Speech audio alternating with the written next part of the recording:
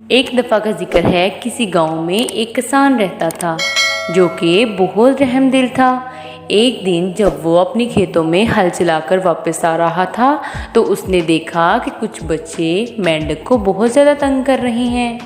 کسان نے جب انہیں دیکھا تو وہ جلدی سے ان کے پاس گیا اور انہیں کہا کہ ہماری طرح مینڈک بھی اللہ پاک کی مخلوق ہیں، اس لیے ہمیں انہیں تنگ نہیں کرنا چاہیے۔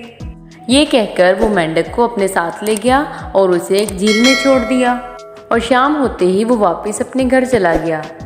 کافی دن گزرنے کے بعد ایک دن کسان بہت پریشان ایک درخت کے نیچے بیٹھا ہوا تھا۔ پریشانی کی وجہ یہ تھی کہ بیمار رہنے کی وجہ سے کافی دن سے نہ تو وہ ہل چلا سکا اور نہ ہی کوئی پیسہ کما سکا۔ اب تو اس کے پاس اتنے پیسے بھی نہیں تھے کہ وہ اپنے خاندان کو پیٹ بھر کر کھانا کھلا سکے۔ وہ وہاں بیٹھا اچانک کیا دیکھتا ہے کہ اس کے پاس ایک مینڈک آ کر بیٹھ گیا۔ مینڈک نے اسے کہا، اے رحم دل انسان، تم کیوں پریشان ہو؟ کسان تو بہت حیرانگی سے کہنے لگا، ارے تم تو بول بھی سکتے ہو۔ مینڈک نے کہا، ہاں میں بول سکتا ہوں، اور میں وہی مینڈک ہوں جس کی تم نے مدد کی تھی۔ اب تم بتاؤ کہ تم کیوں پریشان ہو؟ کسان نے اسے سارا ماجرا بتایا۔ مینڈک یہ سب سن کر وہاں سے واپس چلا گیا۔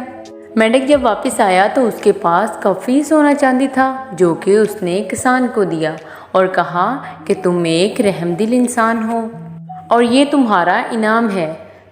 کسان نے بہت خوش ہو کر مینڈک کا شکریہ ادا کیا اور وہاں سے واپس اپنے گھر چلا گیا۔ اب تو کسان واقعی میں بہت خوش تھا کیونکہ اب وہ اپنے خاندان کو پیٹ بھر کر کھانا کھلا سکتا تھا۔